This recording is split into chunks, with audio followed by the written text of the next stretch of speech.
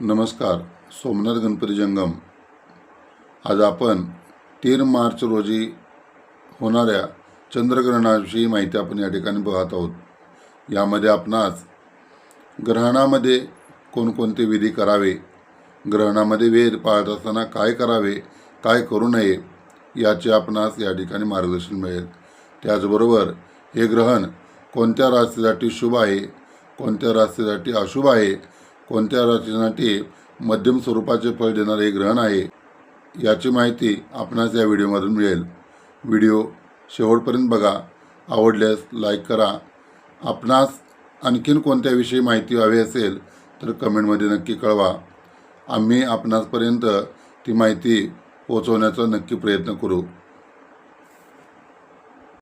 दिनांक 3 मार्च 2026 मंगळवार रोजी खग्रास चंद्रग्रहण भारतातून दिसणार आहे.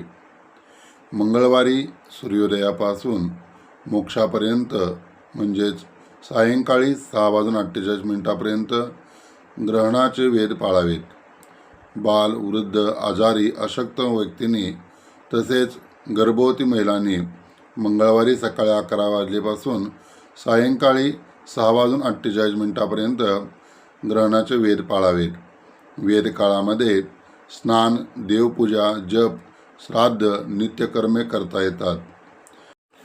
ग्रहण स्पर्श 3 तारखेला दुपारी 3:20 ग्रहण स्पर्श होत आहे, म्हणजे सुरुवात होत आहे, व मोक्ष सायंकाळी 6:48 म्हणजेच ग्रहण संपत आहे.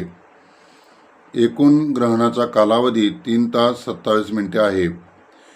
ग्रहणातील कृत्ये सूर्यास्त होताच स्नान करावे व पर्व काळामध्ये देवपूजा, तर्पण, श्राद्ध, जप, होम, दान यापैकी जे शक्य असेल ते करावे.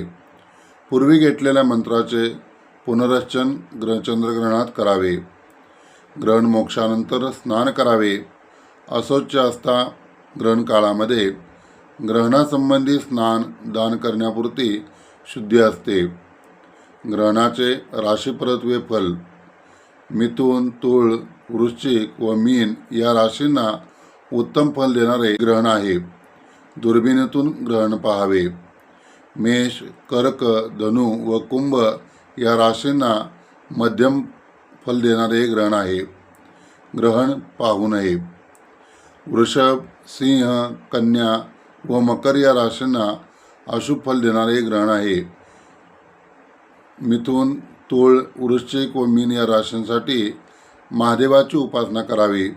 शिवस्तोत्र, चंद्रस्तोत्र, शिवमहिम स्तोत्र यांचे वाचन करावे.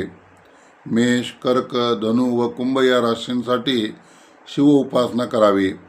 शिवकवच, अघोर स्तोत्र, महामृत्युंजय मंत्र यांचा जप करावा.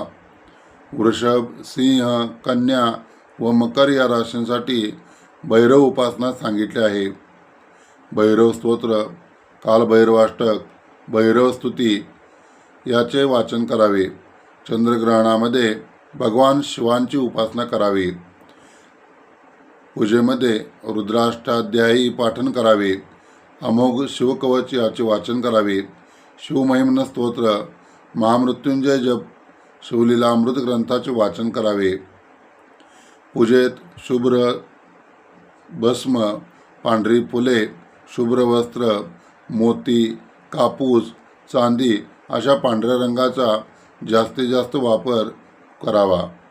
ग्रहण संपल्यानंतर स्नान करून दर्भाने, बेलपत्राने अथवा तुळशीपत्राने घरातील साहित्यावरती गोमूत्र शिंपूड शुद्ध करावे.